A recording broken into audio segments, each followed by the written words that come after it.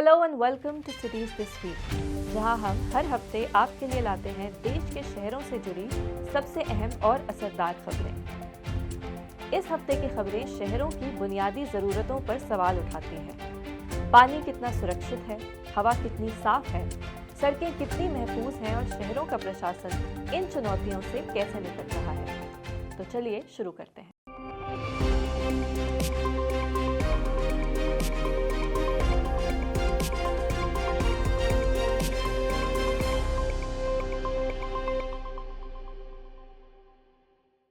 सबसे पहली खबर नोएडा से। ग्रेटर नोएडा के कई इलाकों में लोगों के बीमार पड़ने की शिकायतों के बाद पीने के पानी की हालत पर गंभीर सवाल खड़े हो गए हैं। मामले की गंभीरता को देखते हुए greater Noida industrial development authority ने पूरे वाटर सप्लाई सिस्टम का तुरंत ऑडिट कराने का आदेश दिया है। पाइपलाइंस, रेजर्वॉयर्स, वाटर एटीएम्स, हर स्तर पर जांच के लिए एक हाई लेवल टेक्निकल कमेटी बनाई गई है।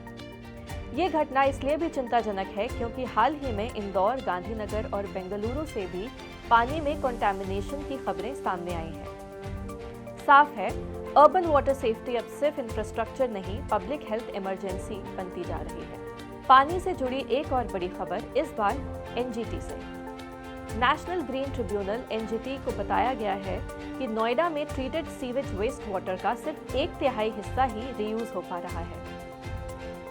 शहर रोजाना करीब 260 million litres waste water treat करता है, लेकिन इसमें से सिर्फ 86 मिलियन लीटर्स पर डे का इस्तेमाल पार्क्स, हॉर्टिकल्चर, कंस्ट्रक्शन और फायर फाइटिंग में होता है। बाकी का ट्रीटेड वेस्ट वाटर सीधे ड्रेन्स में बहाया जाता है। एनजीटी पहले ही कह चुका है कि मौजूदा योजना 50% रीयूज भी सुनिश्चित नहीं कर पा रही। वाटर स्ट्रेस्ड रीजन में ट्रीटेड पानी का यूं बह जाना प्लानिंग और सस्टेनेबिलिटी दोनों पर बड़ा सवाल खड़ा करता है। अब बात करते हैं राजधानी दिल्ली की। दिल्ली सरकार ने स्वीकार किया है कि करीब 60% लोगों को नियमित वाटर बिल्स नहीं मिलते हैं। दिल्ली जल बोर्ड के पास करीब 29 लाख रजिस्टर्ड कनेक्शंस हैं, लेकिन केवल 40% लोगों को समय पर बिल भेजे जा रहे हैं। कई लोगों को महीनों या सालों बाद एक साथ भारी बिल मिलते हैं, जिससे डिस्प्यूट्स और पेमेंट इश्यूज बढ़ते हैं। सरकार अब पूरे शहर में स्मार्ट वाटर मीटरिंग सिस्टम लागू करने की तैयारी में है। इससे बिलिंग ट्रांसपेरेंट होगी, कंजम्पशन ट्रैक करना आसान होगा और रेवेन्यू लॉसेस पर भी काबू पाया जा सकेगा। एमसीडी राजधानी भर में पार्क्स, रोड्स और पब्लिक स्पेसेस के बड़े स्तर पर सुधार कार्य कर रहा है। मेट्रो और फ्लाईओवर पिलर्स पर वर्टिकल ग्रीन वॉल्स लगाई जाएंगी। Qutub park, waste to wonder park, Bharat Darshan park जैसे कई पब्लिक स्पेसेस पूरी तरह ऑपरेशनल किए जाएंगे। इसके साथ 2000 नए गार्बेज बिन्स, 30 रोड्स की मरम्मत, वॉकवेज और मैनहोल्स की रिपेयर भी की जाएंगी। लक्ष्य है 31 जनवरी तक शहर को ज्यादा साफ, सुरक्षित और रहने लायक बनाना। अब दिल्ली के पब्लिक ट्रांसपोर्ट से जुड़ी एक बड़ी खबर। दिल्ली ट्रांसपोर्ट कॉरपोरेशन पर करीब 97,000 करोड़ का घाटा जमा हो चुका है। सरकार ने फैसला किया है कि अब बस ऑपरेशंस फिर से सीधे डीटीसी के कंट्रोल में होंगे। पहले ये जिम्मेदारी DIMTS यानी कि Delhi integrated multi modal transit system के पास थी। उम्मीद है कि इस बदलाव से एफिशिएंसी बढ़ेगी, आइडल स्टाफ को काम मिलेगा और बस सर्विसेज बेहतर होंगी। अब पुणे से रोड सेफ्टी की खबर। 2025 में पुणे में रोड एक्सीडेंट डेथ्स में 15% की कमी दर्ज की गई है।